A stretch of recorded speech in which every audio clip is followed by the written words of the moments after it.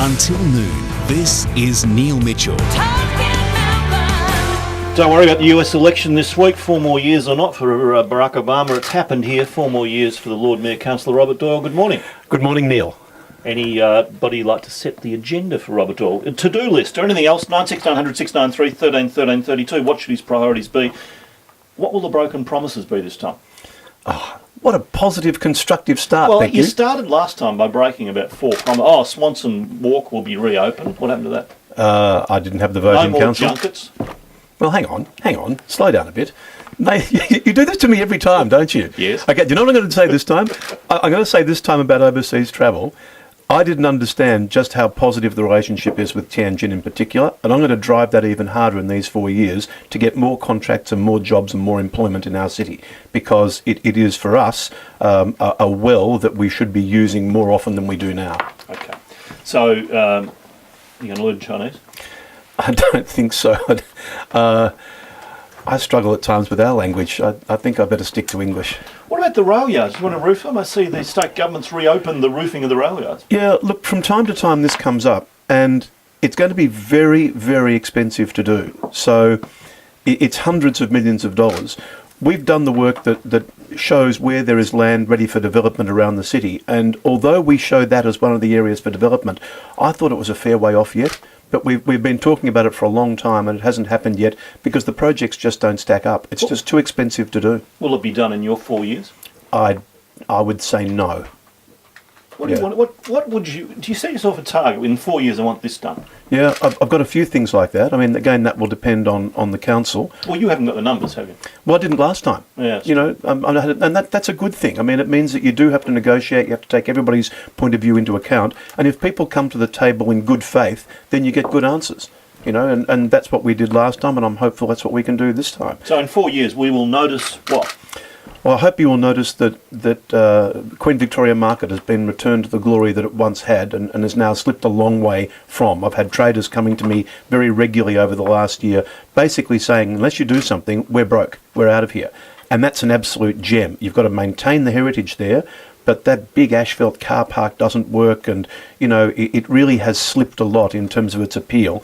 It should be the best fresh food market in the world. It's a bit seedy, isn't it? Well, it is, but around the world, these markets are disappearing. And unless we do something about it, we could wake up and find, oh, by the way, because we didn't take any action, we've lost Queen Victoria Market. So we need to make a major investment into Queen Vic Market. I'd like to do something about that ratty corner on the corner of Flinders Street and Elizabeth Street. It's one of the crime hotspots of the city. It's ugly. It doesn't work. You know, it needs a whole lot of love. I think we've got to continue the work in Docklands. You know, we've got to continue the work there to connect it to the city. Or bulldoze it. Well, I just think we've got a bit far for that, thank you. But I think that we really do have to work harder. We're getting there with Docklands. Believe me, we are getting there. And the focus this time should be Harbour Esplanade and making that a real draw card for people to come down to. Do you still want to get a football ground down, a training ground for one of the league clubs? We've called that Western Park in our strategic statement, and it is identified. Look, long term, I would still love to. I still think there is a role for, you know, Melbourne Footy Club down there. I mean, that's a very big development, but I'd hate to see the time when Melbourne Footy Club didn't have a presence in the city of Melbourne. And that is a possibility. Because they're out at Casey. They are out at Casey, and that's their training field. But look, so yes, again, as part of the development of Docklands, and underpinning it, you know, I'm unashamedly a business Lord Mayor. You've got to run the city like a business. You've actually got to run it debt-free. You've got to run it with a AAA credit rating. You've got to keep the capital works up. You've got to generate surpluses. So you've got to do all of those things that might not be very sexy, but they make for a very healthy city. Now, were you winding us up? You told us to be close. You said you were edgy. Was that just the usual political? No, look, I was a little overwhelmed and I might say humbled by the strength of the vote. I didn't think it would be that strong for me on the primaries, and it was. And so I was a bit taken by surprise by that. I thought the Greens would poll a lot better, and I wasn't sure what the absence of a Labor ticket would do to the vote. But, you know, we had, I think, nearly 65,000 people vote for Lord Mayor, and I'm a bit staggered by the strength of that vote to me. I'm buggered. Please, be frank with Please don't mistake exhaustion for emotion. I don't know whether I want to go back to bed and pull the doona over the top, or the other half of me wants to go to work and roll up my sleeves. I think it'll be that one, by the way. But no, elections are exhausting. Physically, emotionally, intellectually, they are draining. Had any sleep? Yeah, I've had a bit, but it's incremental. It's incremental. It's very stressful. I don't think people understand that.